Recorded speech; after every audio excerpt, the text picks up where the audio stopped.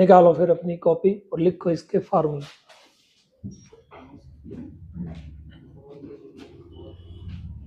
सारे नहीं लिखवा रहा, कुछ एक लिखवा देता हूँ, कुछ बीच बीच में जो आते जाएंगे। तो पहला पेज जो है ना वो आप छोड़ लेना, समझ गए? पहला पेज छोड़ लेना, उसमें दोबारा ऐड करवा दूंगा। तो सबसे पहले तो हमने आते आयत में। आयत मतलब रेक्टेंगल। रेक्टेंगल क्या होता है? जिसकी आमने सामने की साइडें बराबर हो, पैरेलल हो और पर एंगल कितने डिग्री का हो? 90 डिग्री का हो। पर एंगल कितने डिग्री का हो? 90 डिग्री का, उसको बोलते हैं आयत। क्लियर? तो अगर अपने इस पे आए तो भाई आयत का जो एरिया होता है, ये जो बड़ी साइड है ये कहलाती है लेंथ। लेंथ मतलब लंबाई, और जो छोटी साइड है वो कहलाती है चौड़ाई या ब्रेथ, जिसको अपने दिखा देते हैं 20। क्लियर? और दोनों कोनों को, दोनों साइडों को तिरछा मिलाने वाला या दोनों कोनों को मिलाने वाला जो होता है ये कहलाता है विकर्ण, जिसको कहते हैं डायगोनल। जिसको कहते हैं डायगोनल। क्लियर? तो इसका जो एरिया हो जाएगा वो हो जाएगा लेंथ इंटू ब्रेथ। मैं लेंथ को L से और ब्रेथ को B से दिखा रहा हूं भाई, लंबाई गुना चौड़ाई। अब अगर यहां से दो फार्मूले और निकलते हैं। पहला लेंथ का, ये क्या हो जाएगा कि जब एरिया को चौड़ाई से काट दे, एरिया को ब्रेथ से काटेंगे तो क्या आएगा? लेंथ। और दूसरा, अगर अपने को चौड़ाई निकालनी है, ब्रेथ निकालना है, तो अपने एरिया को किससे काट देंगे? लेंथ से काट देंगे। तो ये अपने पास आ जाएगा चौड़ाई या ब्रेथ। क्लियर? उसके बाद आता है इसका पेरीमीटर, इसका परिमाप या पेरीमीटर, जिसको बोलते हैं परिमाप। तो परिमाप का क्या फार्मूला होता है? तो परिमाप का फार्मूला होता है 2 लंबाई प्लस चौड़ाई, लेंथ इंटू नहीं भी plus, length plus breadth. Clear? तो यहां से अगर मैं देखूं तो भाई लेंथ और ब्रेथ का जो टोटल है ना, ये फार्मूला बन जाएगा कि अगर मैं परिमाप को, पेरीमीटर को हाफ कर दूं तो मेरे पास क्या आ जाएगा? लंबाई और चौड़ाई का। क्लियर हो गया? उसके बाद अगर अपने आगे देखें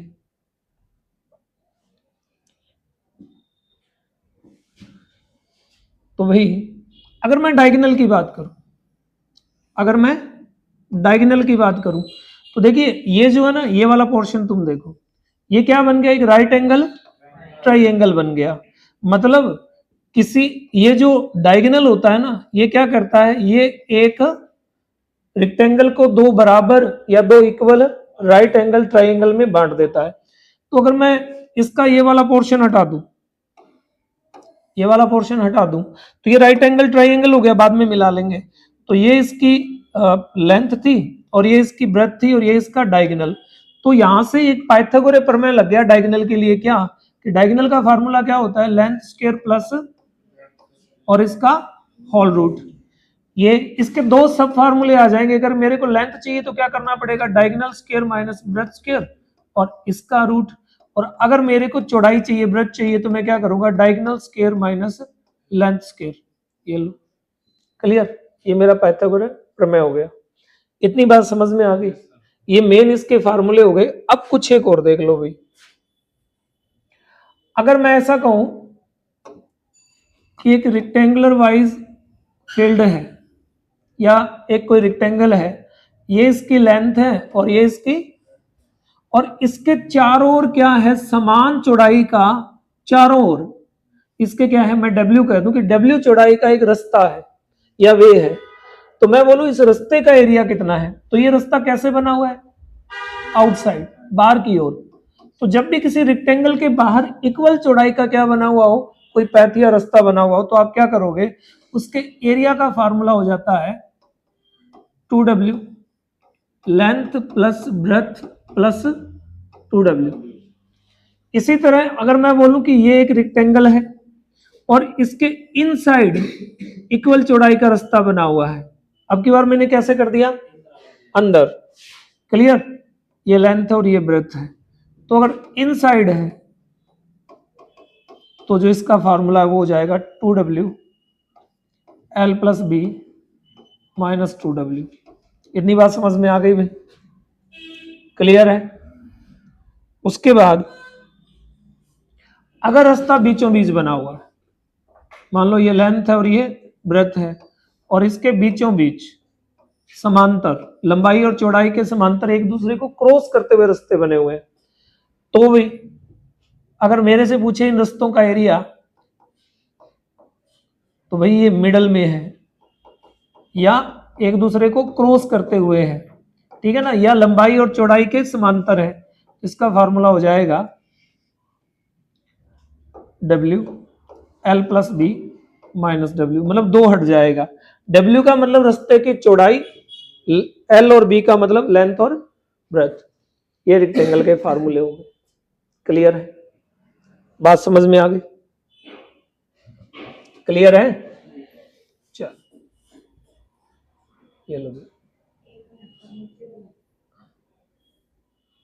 ये लो फोटो ले लो। और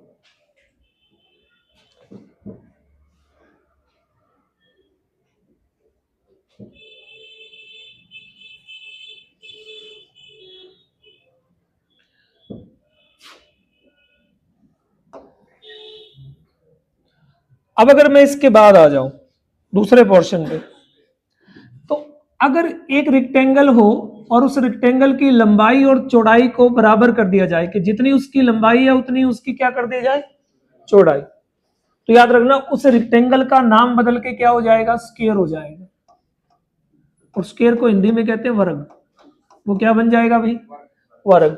तो इसके बाद तुम लिख लो वर्ग के फार्मूले। तो भाई वर्ग में अगर बात करें, सबसे पहले तो ये वर्ग की साइड है और ये वर्ग का डायगोनल है, स्क्वायर का साइड और डायगोनल।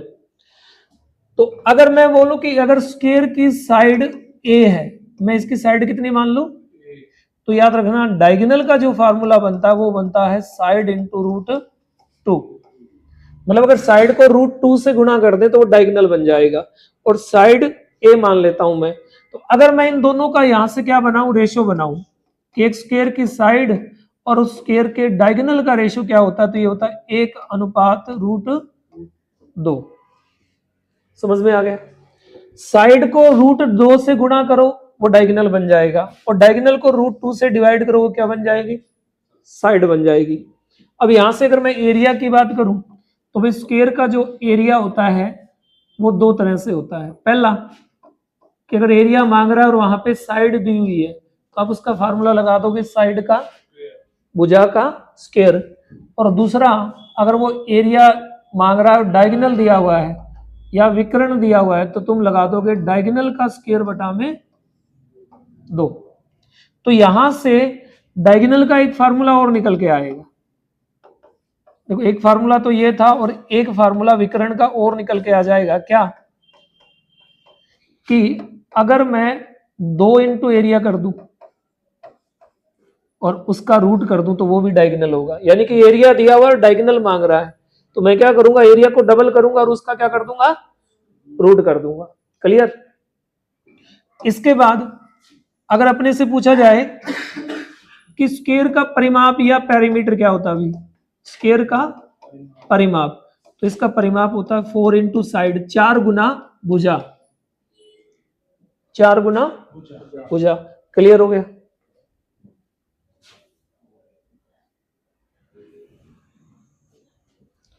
उसके बाद अगर अपने बात करें तो भी अगर मान लो कोई स्क्वायर है और उसकी साइड है A और मान लो उसके अंदर एक सर्कल बन रहा है और वो बोले कि सर्कल की रेडियस बताओ, तो याद रखना किसी भी स्क्वायर के अंदर अगर कोई सर्कल बनता है तो उसकी जो रेडियस या त्रिज्या जिसको बोलते हैं वो क्या होती है, उसकी साइड का हाफ होती है। और अगर यही सर्कल उस स्क्वायर के कहां बने, बाहर, यानी कि किसी स्क्वायर के आउटसाइड क्या बना हुआ है, सर्कल, तो उस सर्कल की जो रेडियस होगी वो डायगोनल का हाफ होगी, विकर्ण का कैसा होगी, आधा। ठीक है ना, ये विकर्ण है तो उस विकर्ण का आधा हो जाएगा अभी। क्लियर हो गया?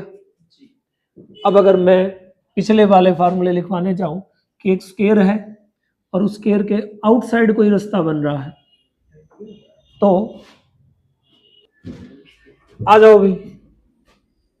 अगर किसी स्क्वायर के आउटसाइड कोई क्या बन रहा है, रास्ता बन रहा है, तो उसका फार्मूला हो जाएगा 2w। अब देखो इसकी लेंथ और ब्रेथ कैसी होती है, सेम होती है ना। लेंथ और ब्रेथ कैसी होती है, सेम होती है अभी।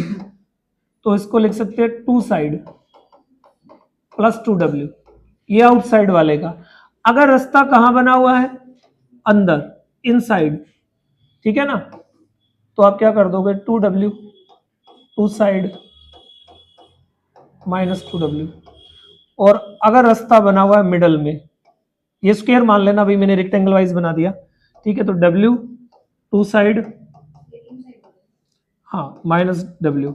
ये जब बाहर हो, ये जब अंदर हो, और ये जब क्रॉस करते हुए या बीच में हो। क्लियर हो गया? बाकी जब आगे करेंगे, अप्लाई करेंगे ना, तो मैं बता दूंगा। अब स्टार्ट करें क्वेश्चन। चल आ जाओ भी, पहले क्वेश्चन कर दो।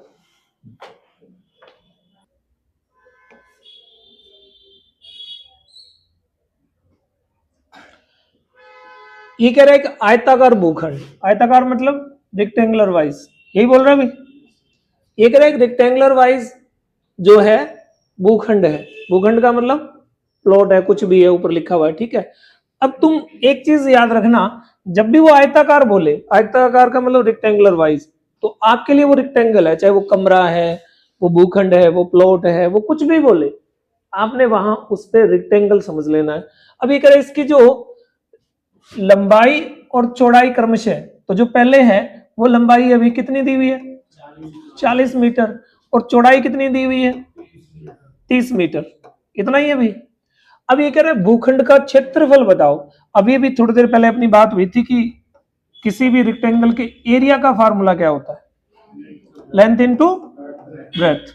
मैं आपको ना 15-20 क्वेश्चन तो सारे ही करवा दूंगा, रेक्टेंगल, स्क्वायर, उसके बाद कम से कम अपने 100 क्वेश्चन करेंगे, कुछ रेक्टेंगल के लगातार, कुछ स्क्वायर के लगातार। पहले थोड़ा थोड़ा इंट्रो दे देता हूं मैं। तो भाई कितना हो गया, 40 गुना 30 कितना आया, तो याद रखना जिसका आंसर 1200 गलत हो गया, 1200 मीटर स्क्वायर। ऑप्शन में 1200 मीटर लिखा और मीटर स्क्वायर लिखा है, तो तुम्हारा आंसर 1200 मीटर स्क्वायर। क्लियर हो गया? अब उसने कहा इसका डायगोनल भी बता दो। क्या बता दो, विकर्ण। ये वाला जो विकर्ण है ना, इसकी भी डिमांड कर रहा है कि मेरे को विकर्ण भी बताओ भी। तो विकर्ण का मतलब डायगोनल। अभी अभी अपने फार्मूला लगाया था क्या, L square plus B square का होल रूट, यही था भाई। अगर ये है तो मेरे पास में 40 और 30 है, 40 का स्क्वायर प्लस 30 का स्क्वायर, यही करेंगे। तो जैसे अपने करेंगे 40 का स्क्वायर हो गया 1600 और 30 का स्क्वायर हो गया 1600 और 900, और इस सारे का क्या करना होता है, रूट। तो 2500 कितने का रूट होता है, तो मेरे पास आंसर आ गया 50 मीटर। तो भाई इसमें ऑप्शन नंबर डी, एरिया इसमें नहीं दिया हुआ, तो एरिया 1200। क्लियर हो गया, समझ आ गया? लेकिन तुमने ऐसे नहीं करना, तुमने ऐसे नहीं करना। अब मैं ना कुछ ट्रिपल्ड लिखवाऊंगा, तो आप अपने पहले पेज पे जहां भी नोट्स बना रहे हो वहां पे लिख लेना ट्रिपल्ड, और जो जो आता जाए अलग अलग वो लिखते जाना। ट्रिपल्ड में क्या होता है, ब्रेथ, लेंथ और डायगोनल का रेशो होता है भी, चौड़ाई, लंबाई और विकर्ण का रेशो है। तुम लंबाई और चौड़ाई को इंटरचेंज कर सकते हो, पहले लंबाई रख लो फिर चौड़ाई रख लो, कोई फर्क नहीं पड़ेगा। लेकिन ये जो डायगोनल है ना, ये फिक्स है, ये अपना प्लेस चेंज नहीं करेगा। तुम यहां लेंथ रख लो और यहां ब्रेथ रख लो, कोई फर्क नहीं पड़ने वाला, ये इंटरचेंज हो जाएंगे एक दूसरे में। तुम लंबाई को चौड़ाई बोल दो, चौड़ाई को लंबाई बोल दो, कोई फर्क नहीं है। लेकिन तुम क्या नहीं बोल सकते, डायगोनल को कुछ नहीं बोल सकते, वो इंटरचेंज नहीं होगा, वो इन सब का बाप है। क्लियर? तो सबसे पहला ट्रिपल्ड होता है 3, 4, 5, सबसे इजी, ठीक है। आपके ना लगभग 12-13 ही आते हैं, ज्यादा नहीं आते। उसके बाद सीजीएल या उससे ऊपर जाएंगे तो अलग आएगा। एक होता है 5, 12, 13, उसके बाद एक होता है भाई 8, 15, 17, एक होता है 7, 24, 25, उसके बाद एक होता है 20, 21 और 29। बाकी जैसे जैसे आएंगे मैं लिखवाता जाऊंगा साथ में, ठीक है भाई। अब तुम गौर से देखना, ये जो 40 और 30 है ये क्या है भाई? तुम बोलोगे ये लेंथ और ब्रेड्थ है। तो अगर मैं यहां पे देखूं और मैं पहले ही ट्रिपल्ड पे बात करूं, 3 4 5, यहां आ जाओ भाई, 3 4 5, क्लियर। अब अगर मैं इसको 10 से गुणा करूं, तो इसको 10 से गुणा करेंगे कितना आया, और इसको 10 से गुणा किया 40। तुम गौर से देखो 40 और 30 मिल गया। तो जब अपना कोई दो डाटा कंफर्म हो जाए, इन तीनों में से कितने डाटा कंफर्म हो जाए? दो। तो जो नेक्स्ट आ रहा है ना वो वही डाटा है जो अपने को फाइंड करना था। तो अगर चौड़ाई 30 है, लंबाई 40 है, या लंबाई 30 है और चौड़ाई 40 है, तो जो तीसरा पोर्शन बनेगा ना डायगोनल वाला, वो कितना होना चाहिए? 50 है या नहीं है? तो आपकी सारी मेहनत बच गई। क्लियर? बात समझ में आ गई? इतना इजी नहीं आता हालांकि, लेकिन फिर भी आपको फर्स्ट क्वेश्चन बढ़िया से समझ में आ गया होगा। नेक्स्ट पे चलो या रिपीट करूं? मैं कह रहा हूं पहले 20 क्वेश्चन सिखाने के लिए, ये स्लाइड पूरी सिखाने के लिए ये वाली क्लास। तो इसमें जो भी समझ में ना आए ईमानदारी से पूछना। आ जाओ अभी नेक्स्ट क्वेश्चन पे।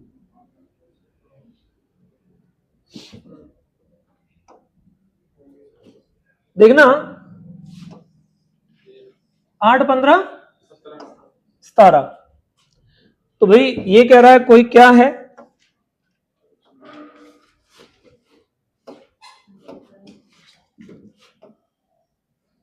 ये कह रहा है एक रेक्टेंगल है, एक रेक्टेंगल है। वो कह रहा है इसके विकर्ण की लंबाई, इसका ये वाला जो विकर्ण है, इस विकर्ण की लंबाई 17, और उसके बाद वो कह रहा है इसकी लंबाई 15 है। क्षेत्रफल ज्ञात कीजिए। अभी अभी ना थोड़ी देर पहले मैंने ट्रिपल्ड लिखवाया था, मैंने बोला था चौड़ाई, लंबाई और डायगोनल। तो अपने पास में था वहां पे 8 15 17। देखना भाई डायगोनल फिक्स होता है, तो डायगोनल फिक्स है कितना है, और लंबाई कितनी है। अगर मेरे दो डाटा कंफर्म हो गए तो तीसरा डाटा जो बचा हुआ है वो कितना है, ट्रिपल्ड के अकॉर्डिंग। समझ आ गया? क्लियर? अब मैं दूसरे तरीके से बताता हूं कि मैंने पीछे फार्मूले लिखवाए थे आपको अगर याद हो, ये वाला। तो अगर अपने इसमें आए तो आप अगर यहां देखोगे, यहां, तो भाई ये फार्मूले देख लो, इसमें ये लंबाई का और ये चौड़ाई का। मैं बाद में रिपीट नहीं करूंगा, मैं बाद में सीधा अप्लाई करूंगा। तो मैंने कहा था जब भी लंबाई और चौड़ाई चाहिए तो आप क्या करो, डायगोनल का स्क्वायर करके जो भी दिया गया डाटा है, लंबाई दी हुई है तो चौड़ाई माइनस कर दो, चौड़ाई दी हुई है तो लंबाई का स्क्वायर माइनस कर दो, और अगर डायगोनल चाहिए तो लंबाई और चौड़ाई का स्क्वायर करके जोड़ के रूट कर दो। यही बताया था।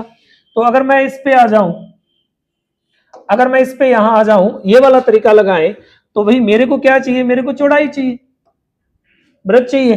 तो मैंने क्या कहा, अभी भी आपने आम से डायगोनल में से जो दिया गया डाटा है वो स्क्वायर करके दोनों को माइनस कर दो। 17 का स्क्वायर कितना होता है, 289, और लेंथ है 15, 15 का स्क्वायर कितना होता है, 225। अगर 289 में से 225 निकालें कितना बचेगा, 64, और 64 कितने का होता है, 8 का, और मामला चल रहा है सेंटीमीटर में, तो मेरे पास आ गया 8 सेंटीमीटर। क्लियर हो गया?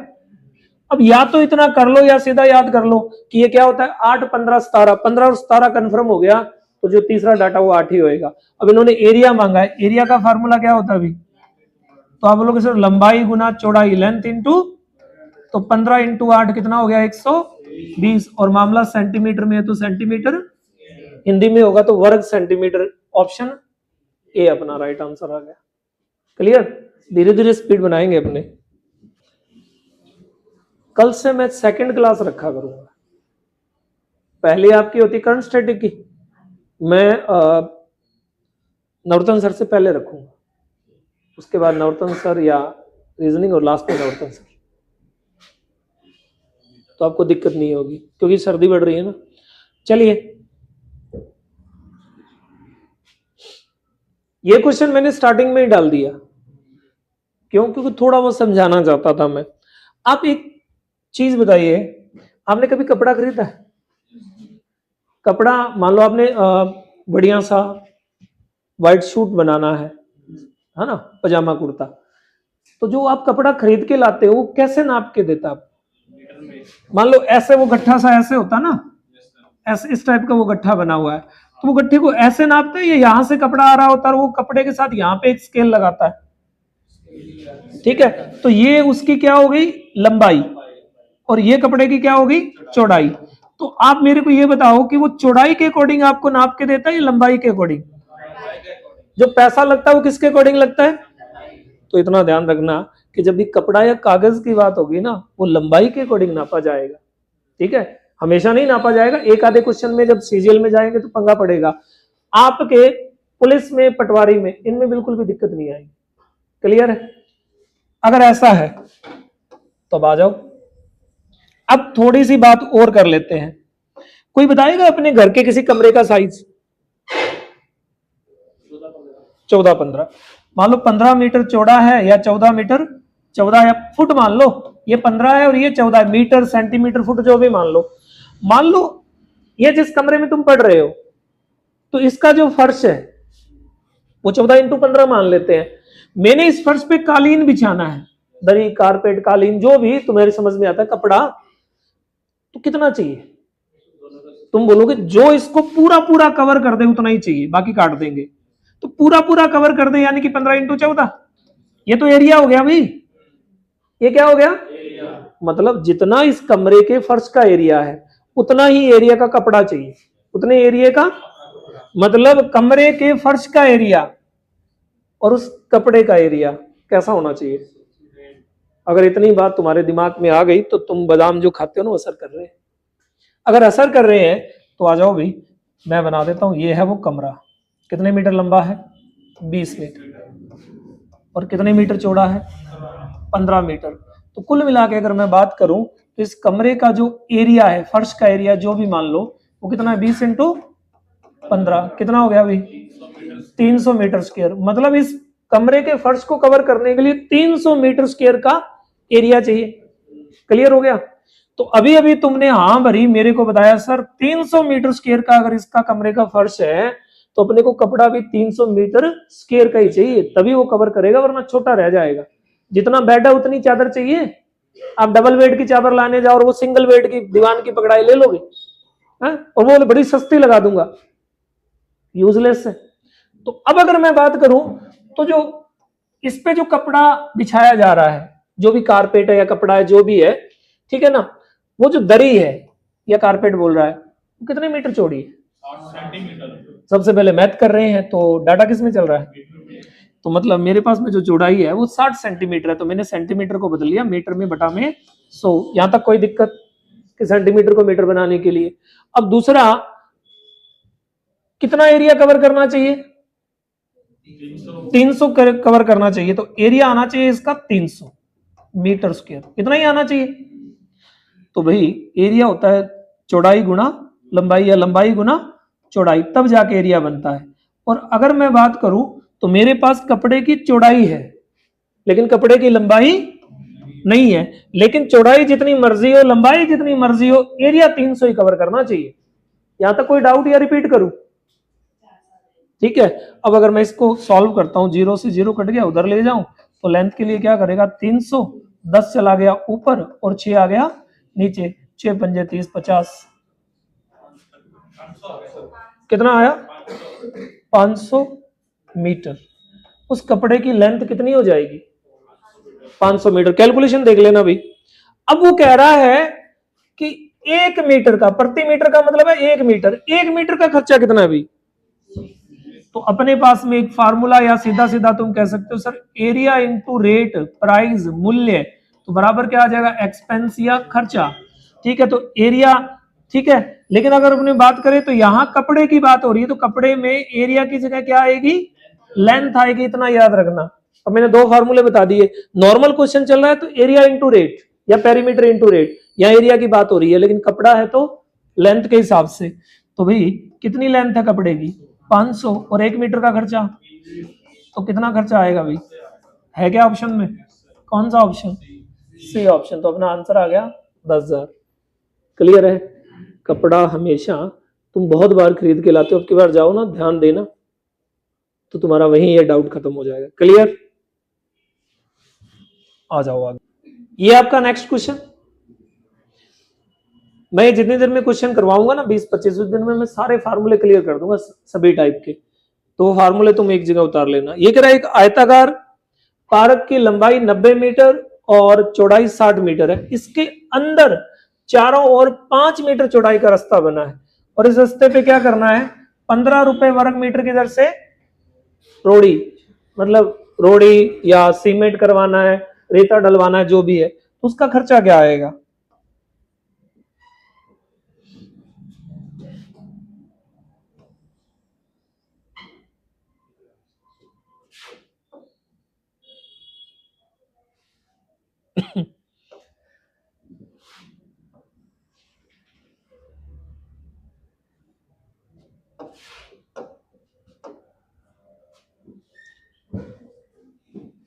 ये कह रहा है रास्ता लंबा कितना है? 90 मीटर। चौड़ा कितना है? और जो रास्ते की चौड़ाई है वो कितनी है अभी? 5 मीटर। W की वैल्यू कितनी है? 5। और याद रखना ये कहाँ बना हुआ है? अंदर की ओर बना हुआ है। इनसाइड है ना, अंदर की ओर। तो तुम बस यही ध्यान रखना कि कहाँ है। तो भाई इसका तो फार्मूला लिखवाया था तुम्हें सीधा सीधा, क्या? 2W L plus B minus 2W। तो 2W की वैल्यू कितनी है? 5। लेंथ कितनी है? 90। ब्रेथ कितनी है? और माइनस 2 गुना 5। ये एक ही बार मैं पूरा करवा रहा हूं, आगे नेक्स्ट आया तो मैं सीधा फार्मूला अप्लाई करूंगा। तो ये अपना कितना हो गया? 10। और ये अपने कितना हो गया? 150 और माइनस 10। तो अगर मैं फाइनल देखूं तो 10 गुना 140। तो मेरे पास उस रास्ते का एरिया आ गया 1400 मीटर स्क्वायर। यहां तक कोई दिक्कत? अब तुम इन दो लाइन को डायरेक्ट भी तो अप्लाई कर सकते थे, नहीं कर सकते थे कि 90 और 60 150, और W 5 है और अपने 2W यूज करेंगे तो कितना हो गया? 10। तो कितना बचा? 140। 140 इंटू 10 1400। वो तुम्हारी प्रैक्टिस पे रहेगा। अब ये कह रहा है खर्चा, 1 मीटर स्क्वायर का खर्चा कितना आ रहा है? 15। अभी अभी पीछे मैंने फार्मूला लिखवाया था, एरिया इंटू प्राइस या area into rate equal to expense. तो भी कितना एरिया है? 1400 मीटर स्क्वायर कवर करना है, और रेट कितना चल रहा है? 15 का। करो 15 से मल्टीप्लाई, तो जब तुम करोगे तो ये आ जाएगा 21,000 रुपये। और यही आपका आंसर है, ऑप्शन ए आपका राइट आंसर होगा। क्लियर है? उस वर्ग का क्षेत्रफल ज्ञात करें जिसके विकर्ण की लंबाई 6 मीटर है। अब सबसे पहले तो भाई क्या, किसका बोल रहा है? स्क्वायर का बोल रहा है। तो तुम्हें इतना तो पता ही है कि स्क्वायर का क्या बोल रहा है? डायगोनल कितना है? 6 मीटर। क्लियर? अब आपके पास दो तरीके हैं, मैं दोनों ही बताता हूं, लेकिन दोनों में से दूसरा लगाना, पहला नहीं। पहला अपने पास होता है साइड का स्क्वायर, एरिया होता है साइड का स्क्वायर। अगर मैं इस अकॉर्डिंग देखूं तो मैंने आपको स्टार्टिंग में एक फार्मूला लिखवाया, मैंने कहा था अगर डायगोनल दिया हुआ है और उस डायगोनल को तुम √2 से काटोगे तो वो तुम्हें क्या दे देगा?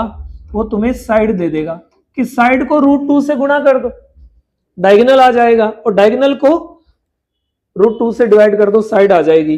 तो अगर मैं डायगोनल को √2 से डिवाइड करता हूं तो देखो ये ना, एक बार रूट भूल जाओ, काट दो इसको, दो इसको कितनी बार काटेगा? 3 बार।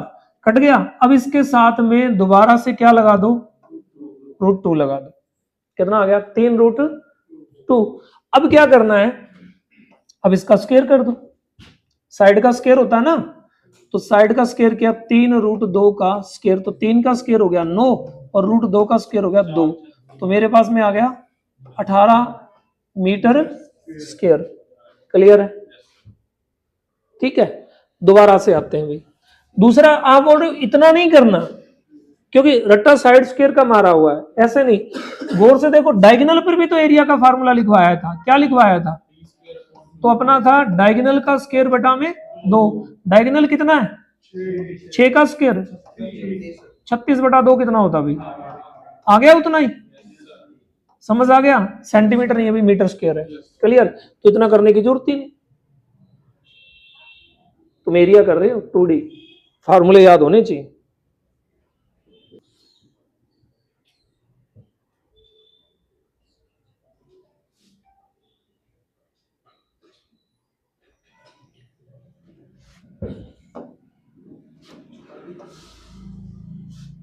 ये कह रहा कोई एक वर्ग है और उस वर्ग की जो साइड है, प्रत्येक साइड, उसको कितना इंक्रीज किया गया, वो कह रहा है इसको जो इंक्रीज किया गया या बढ़ाया गया वो 20% बढ़ाया गया। तो इसका जो भी एरिया था पहले, मान लो इसका एरिया पहले 100% था, तो अब वो कितना इंक्रीज हो गया, ठीक है ना। तो यहां पे एक वर्ड लिखा प्रत्येक, या ये ना दे, ये सीधा बोले एक वर्ग की भुजा की लंबाई में, तो भी काम चल जाएगा। हाँ, एक वर्ग की एक भुजा नहीं लिखा आना चाहिए, क्या नहीं लिखा हो, एक वाला आएगा तो मैं दोबारा करवाऊंगा। अभी इसको देख लो भाई, पहले तुम ये बताओ इस 20% के अलावा, 20% के अलावा पूरे क्वेश्चन में कोई और न्यूमेरिकल डाटा है? तो याद रखना, जब भी क्वेश्चन में, वो कोई से भी चैप्टर का हो, जब भी क्वेश्चन में परसेंटेज के अलावा कुछ नहीं हो, न्यूमेरिकल डाटा परसेंटेज हो, 1 बार 2 बार 10 बार, तो वहां नॉर्मल फार्मूला लगाने की जरूरत नहीं है। उस टॉपिक का ज्ञान है या नहीं उसका मतलब नहीं है, तुम वहां परसेंटेज का नॉलेज लगा देना। ये क्या कर रहा है, 20% की, मतलब ये 20% इंक्रीज कर रहा है, और लास्ट में जो मांग रहा है वो भी क्या मांग रहा है, वृद्धि, मतलब इंक्रीज का परसेंटेज देके इंक्रीज मांग रहा है। तो दिया गया परसेंटेज क्या है, सिंगल, और वो कितना है 20% इंक्रीज। तो मैं इसको दिखाता हूं एन से, क्लियर। दिया गया परसेंटेज सिंगल है और मांगा गया आंसर जैसा परसेंटेज है वैसा ही सेम सेम, तो तुम वहां पे फार्मूला लगा सकते हो 2n plus minus n square upon 100। तो 2n का मतलब है 20, अब इंक्रीज है तो यहां पे लगेगा प्लस n स्क्वायर, यानी कि 20 का स्क्वायर कितना हो गया 400, और बटा में हो गया 100, 2 से 2 0 कट गई, हो गया 40, 40 और 4, एरिया पहले से कितने परसेंट इंक्रीज हो जाएगा 44। तुम्हें वहां फार्मूले लगाने की जरूरत, याद रखना परसेंटेज के अलावा और कुछ नहीं होना चाहिए। ऑप्शन डी अपना राइट हो गया। अभी आ जाओ इस क्वेश्चन पे। मैंने तुम्हें कहा था कि पहला पेज ना बचा के रखना, जैसे जैसे क्वेश्चन आते जाएंगे मैं उस क्वेश्चन से रिलेटेड सारे फार्मूले लिखवाता जाऊंगा। तो यहां आयत या वर्ग नहीं आया, रेक्टेंगल या स्क्वायर की बात नहीं कर रहा, किसकी बात कर रहा है, ट्राइंगल की, ठीक है ना।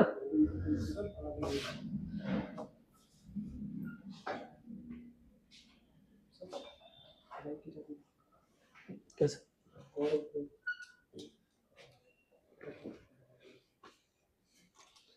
चाबी वो ऑफिस में पड़ी, ऑफिस में पड़ी है, देख ले।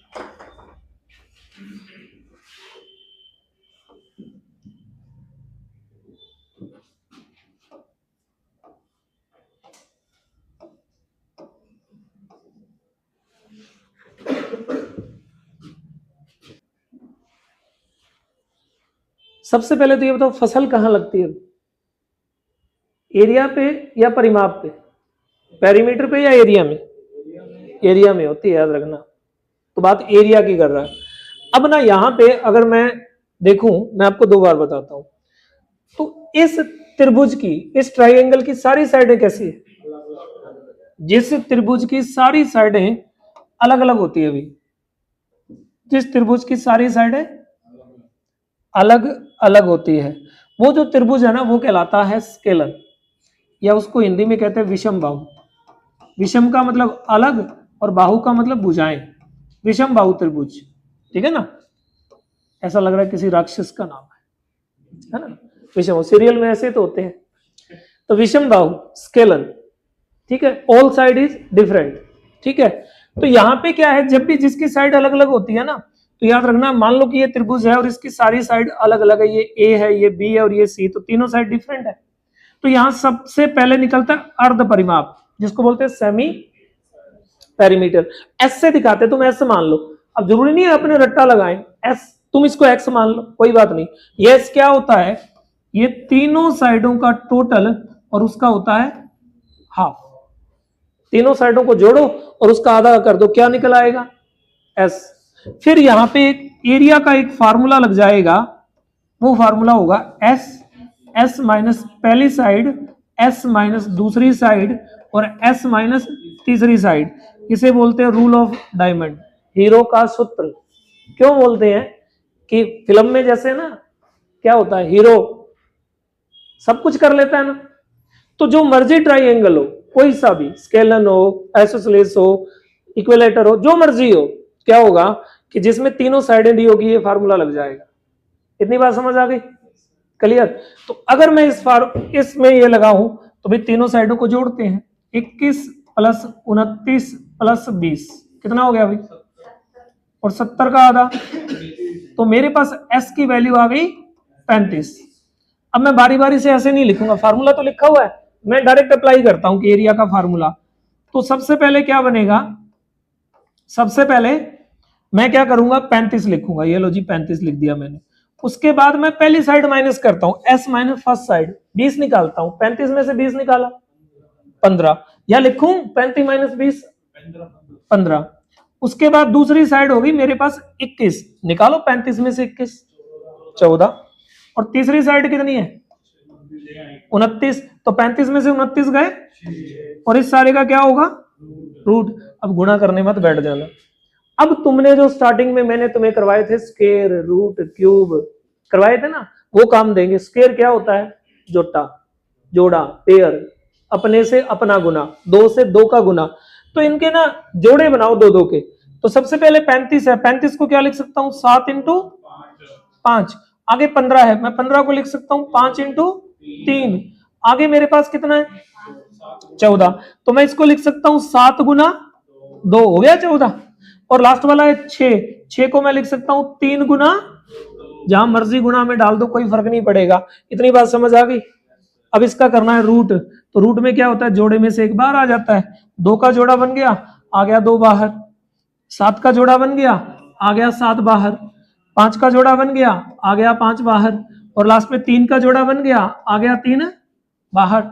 अब मैं गुणा करता हूं, तो भाई मैं 7 का 3 से गुणा कर देता हूं 21, और 2 का 5 से गुणा कर देता हूं, कितना हो गया 10।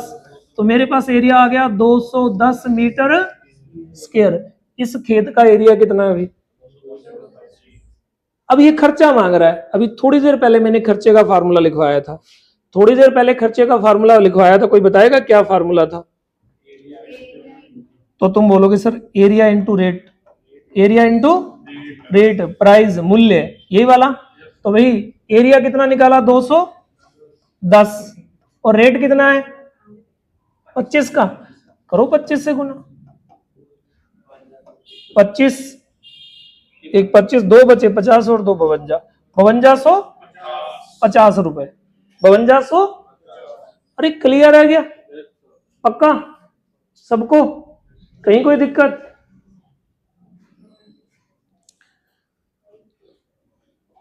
लेकिन अगर ऐसा क्वेश्चन आए तो ऐसे नहीं करना, अगर ऐसा क्वेश्चन आए तो ऐसे, पहले तो ये बताओ हटा दूं, अगर ऐसे नहीं करना तो कैसे करना है? चलो मैं बताता हूं, इसी चीज का तो रुपया ले रहा हूं भाई, ठीक है ना। अब तुम गौर से देखो कितना है 20, 21, 29। तुम गौर से देखोगे तो तुम कहोगे सर एक 20 है, एक 21 है, और एक, ये तो ट्रिपल्ड होता है भाई। और ट्रिपल्ड कहां लगता है, जहां 90 डिग्री होता है। अगर 90 डिग्री होता है तो भाई सिंपल और सीधा सा फंडा है कि ये जो ट्राइएंगल है, ये ट्राइएंगल 90 डिग्री वाला है। जहां ट्रिपल्ड होगा वो 90 डिग्री वाला ट्राइएंगल होगा, राइट एंगल ट्राइएंगल होगा। तो राइट एंगल ट्राइएंगल में क्या होता है, राइट एंगल ट्राइएंगल का जो एरिया होता है वो होता है 1/2 बेस इंटू हाइट। ये क्या होता है, राइट एंगल का एरिया होता है। अब तुम क्या करना, इस फार्मूले को, गड़बड़ हो गई क्या, इस जो है ना, इस फार्मूले को क्या कर लेना, उतार लेना अलग से। एक फार्मूला और लिख लो इसमें, क्या कि मान लो एक राइट एंगल ट्राइंगल और उसके अंदर क्या बन रही है, एक सर्कल बन रहा है, और बाद में वो सर्कल का एरिया मांगे, तो सर्कल के एरिया के लिए रेडियस चाहिए, रेडियस आगे तो एरिया निकाल लेंगे।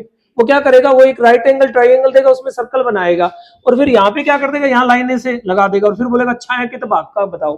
तो पूरे ट्राइंगल में से आपको सर्कल का एरिया निकालना पड़ेगा, तब शेडो या छायांकित भाग का आएगा। तो इसकी जो रेडियस होती है ना, इसका फार्मूला होता है एरिया ऑफ ट्राइंगल, त्रिभुज का एरिया, एरिया ऑफ ट्राइंगल बटा में हाफ पेरीमीटर या सेमी पेरीमीटर या हाफ पेरीमीटर, यानी कि त्रिभुज का जो परिमाप है उसको आधा कर दो, उसको आधा कर दो। ये वाला फार्मूला भी क्लियर है?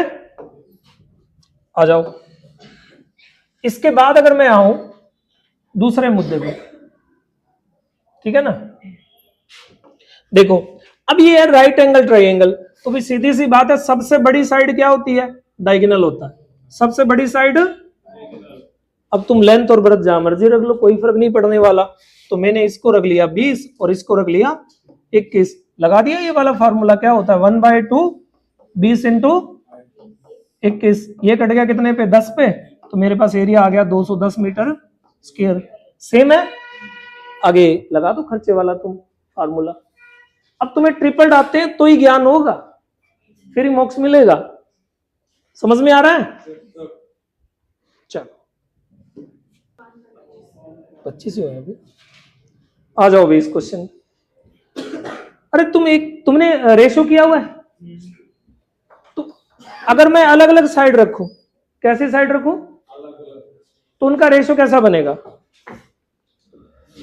मान लो कोई त्रिभुज है और उस त्रिभुज की मैं सारी साइडें कैसी रखूं, अलग अलग, तो उनका रेशो भी तो अलग अलग होगा।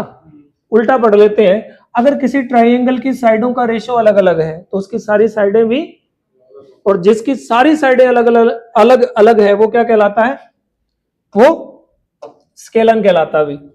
यही है विषम बाहु, अभी भी बात हुई थी थोड़ी देर पहले। आ जाओ भाई, अगर मैं इस मुद्दे पर आऊं तो कह रहा है, और एरिया है ना वो कितना है, 216 है, क्लियर। और वो कह रहा है what is the perimeter of the triangle, मतलब इसका परिमाप बता दो भाई। तुम एक बार बताना, अभी अभी थोड़ी देर पहले तुम्हें ज्ञान दे के गया था, मैं भूल जाता हूं। ये जो 3 4 5 है मेरे को याद आ रहा है, कुछ है, क्या है, ट्रिपल है ना। तो तुम्हारे बादाम काम करने लग गए भाई। तो मतलब ये जो ट्राइंगल है ये कौन सा है, राइट एंगल ट्राइंगल है। और जब भी रेशो मल्टीपल में जाता है, जब भी रेशो, तो उसके साथ क्या लगाना होता है, x। तो मैं कह सकता हूं ये 3x है, ये 4x है, और ये 5x है। तो उसने पेरीमीटर मांगा है, किसी भी त्रिभुज का परिमाप या किसी का भी जो परिमाप होता है ना, वो ऑल साइड का टोटल होता है। तो अगर मैं इसको जोड़ू 3 और 4 7, 7 और 5, यानी कि 3x plus 4x plus 5x, total हो गया 12x। ये मेरा परिमाप हो गया। अब x की वैल्यू आ जाए तो भाई अपने आंसर ले आएंगे। तो तुम बताओ क्षेत्रफल कितना है, एरिया कितना है, 216। बताना भाई, 1/2 बेस इंटू हाइट क्या होता है, एरिया, और एरिया तो दिया हुआ है 200 सेंटीमीटर स्क्वायर। अब सीधी सी बात है, मैं पुट कर देता हूं, तो मेरा बेस तुम जिसको मर्जी मान लो, 3 को ही मान लो, 3x। मैंने कहा था ना ये साइड नहीं बदलेगी, इनको इंटरचेंज कर लो चाहे, इंटू 4x इक्वल टू 216। अगर मैं काटूं तो ये कट गया मेरे पास कितने पे, 2 पे, ये स्क्वायर नहीं है अभी, 2 पे, 3 का 2 मल्टीपल 6 और x का x मल्टीपल, तो 6x स्क्वायर की वैल्यू 216 है। और अपने को पता है ये क्या होता है, 6 का क्यूब होता है। तो ये कितने पे कट गया, 36 पे। 6 से उधर काटूंगा 36 पे, स्क्वायर हटता है तो सामने वाले का क्या करता है, रूट x की वैल्यू 6। किसी को यहां तक समझ नहीं आया, क्लियर है? नहीं आया तो वीडियो को 2-4 बार देखना, आगे पीछे करके समझ आ जाएगा, क्लियर। अब 6 को पुट कर दो, 12 इंटू 6 कितना होता है अभी, 72 सेंटीमीटर स्क्वायर, मत लगा देना, पेरीमीटर सिंगल में होता है क्या, 72, D option, answer D, clear है। मैं जो करवा रहा हूं वो फार्मूले उतारते जाना और समझते जाना, ठीक है ना, 1 या 2 क्लास के बाद अपने स्पीड बना देंगे, रॉकेट बना दूंगा मैं आपको, और आपके आंसर भी आएंगे फटाफट, ये बात नहीं है, ठीक है ना, चांद की सैर हो जाएगी। जैसे नौकरी मिलेगी घर वाले बोलेंगे हमारा चांद, है ना, अब वो पूर्णिमा का होना चाहिए, मत्स्या का मत बन जाना। चलिए आ जाओ। जब क्वेश्चन में रेशो के अलावा कुछ नहीं होता तो रेशो रिजल्ट का काम करता है। इस क्वेश्चन में कहीं रेशो के अलावा और कुछ दिख रहा है? नहीं दिख रहा, तो आप रेशो को रिजल्ट मान लो। क्लियर है? अरे क्लियर है, पहले तो मैं डिटेल में करवाता हूं, उसके बाद मैं शॉर्टकट बताता हूं। तो जब भी ऐसा क्वेश्चन हो, ये कह रहा है 2 त्रिभुज है, मैंने माना ये पहला ट्राइंगल है और ये दूसरा ट्राइंगल है। क्लियर है? ये कह रहा है इनका जो एरिया है ना उसका रेशो है 4:3, 4:3, और इनकी जो क्या होगा, मक्खी नहीं यार बड़ा परेशान कर रखा है, ये भी मजे ले रही है। ये पिछले जन्म में टीचर रही होगी।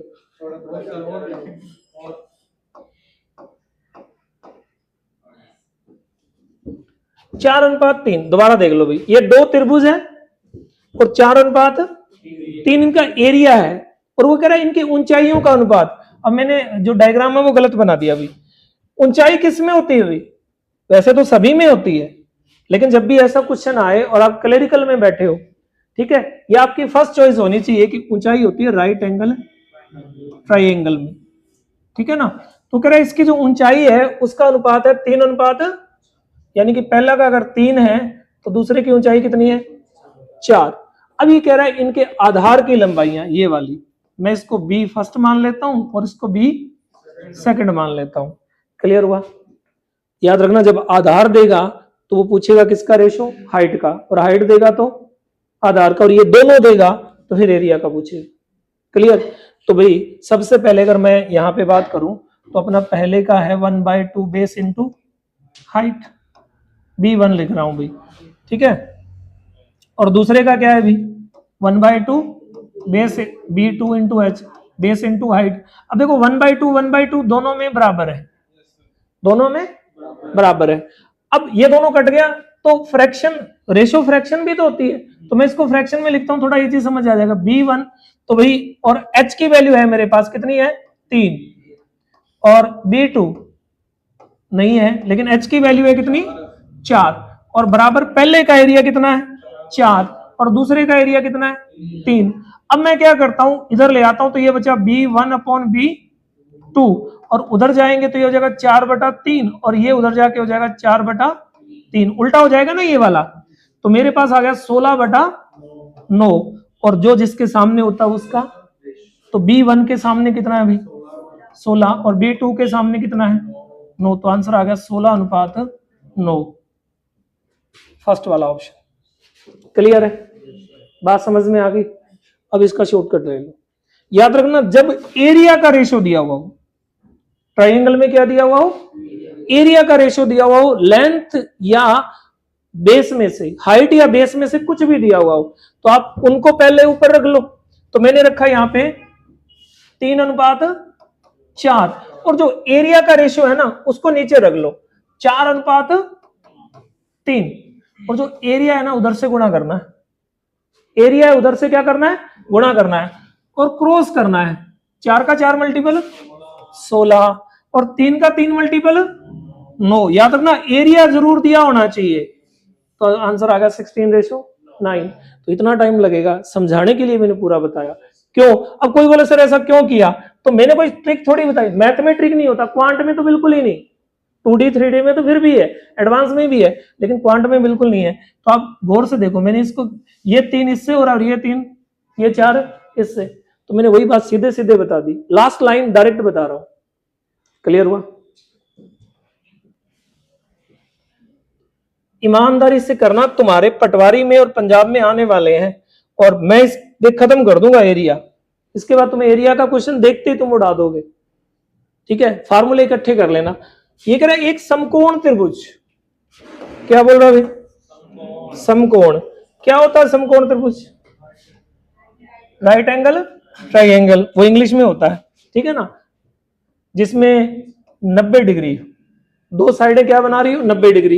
ये कह रहा है आधार कितना है 12 और ये कितना है 13, और क्षेत्रफल निकालना भी, ये आधार हो गया तो ये इसकी हाइट हो गई भी, ठीक है ना, लंब, हिंदी में लंब कहते हैं। तो भाई अपने पास में क्या है, अपने पास में बेस है और अपने पास में डायगोनल या कर्ण या हाइपोटेन्यूज है जो भी। तो पहले तो फार्मूला लगा लेते हैं। तो भाई हाइट का फार्मूला क्या हो जाएगा, कर्ण का स्क्वायर माइनस बेस का स्क्वायर और उस सारे का रूट। तो ये हो गया 169 और ये हो गया 144, कितना बचा भाई 25, 25 और 25 कितने का रूट होता है 5 का। तो मेरे पास में जो हाइट है वो कितनी आ गई 5 सेंटीमीटर।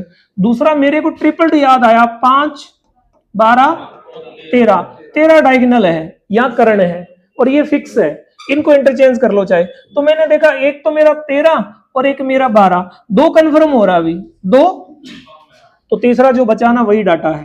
तो 12 13, तो तीसरा बचा हुआ डाटा कितना है 5, सीधा सीधा आ गया। और अपने से मांगा एरिया, तो एरिया होता है 1/2 बेस इंटू हाइट। तो भाई जैसे मैं काटूंगा ये 6 पे कटा, 6 पंजे 30 सेंटीमीटर स्क्वायर, आंसर आ गया है क्या भाई, ऑप्शन नंबर बी। क्लियर है। अब तुम्हें ट्रिपल याद है ना, उस पंगे से बच जाओगे। दूसरा ट्रिपल याद नहीं है लेकिन तुम्हें स्क्वायर याद है तो सीधा सीधा तुम्हें आ जाएगा। अब स्क्वायर नहीं है और तुम ऐसे कर रहे हो 13 इंटू 13, फिर तुम कह रहे हो 3 3 9, 3 1 3, फिर क्रॉस का निशान, फिर 3, फिर 1 है, तो जिंदगी हो जाएगी जिंगा लाला। समझ गए, इतना टाइम नहीं है तुम्हारे पास, तुम नौकरी की तैयारी कर रहे हो, ठीक है ना। आ जाओ भाई।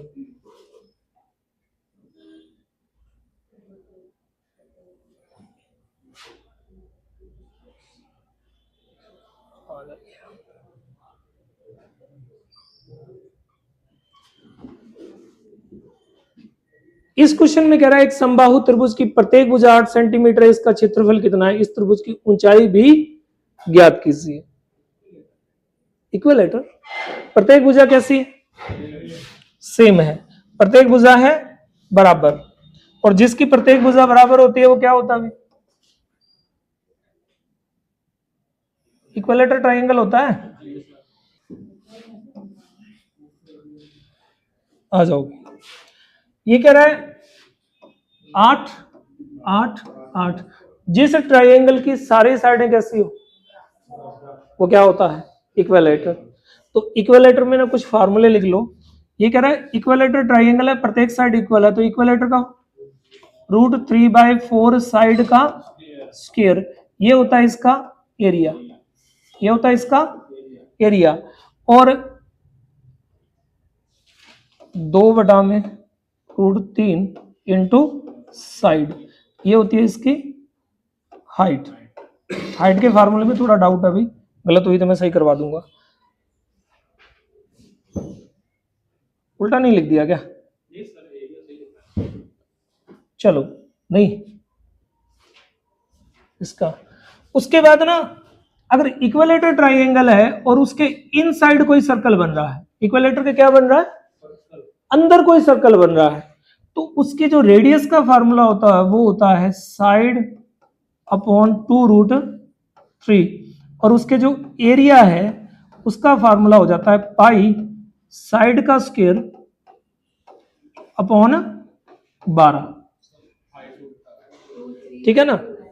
साइड वाला सही कर लेना, ये हाइट वाला भी फार्मूला सही कर लेना, ये उल्टा लिखवा दिया मैंने, √3/2 साइड बराबर हाइट होता है, ये सही कर लेना। क्लियर। और इसके बाद अगर कोई इक्विलेटर ट्राइंगल और उसके आउटसाइड सर्कल बन रहा है, बाहर की ओर सर्कल बन रहा है, तो उसकी रेडियस का फार्मूला होता है साइड बटा में √3, और उसके जो एरिया है उस एरिया का फार्मूला हो जाता है पाई a² बटा में 3। ए का मतलब साइड है, अभी ये जगह कम थी तो मैंने ए लिख दिया, ए का मतलब साइड है, पाई साइड स्क्वायर बटा में 3। क्लियर है अभी,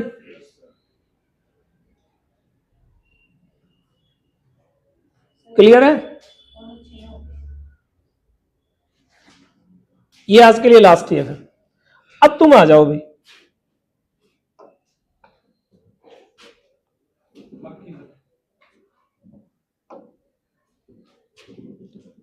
चलो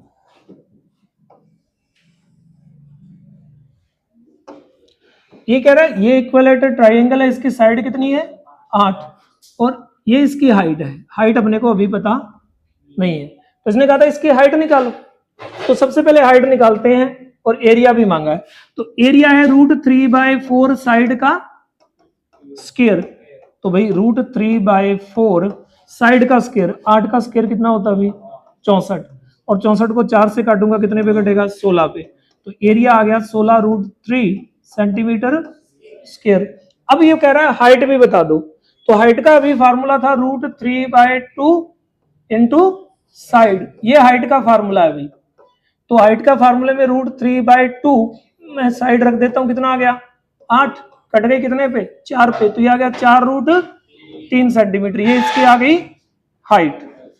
तो अगर ऐसा है तो आप गौर से देखिए किसमें है भाई, ऑप्शन ए अपना राइट आंसर। क्लियर हो गया, फार्मूला लगाओ ले लो आंसर। बहुत आज के लिए चलो।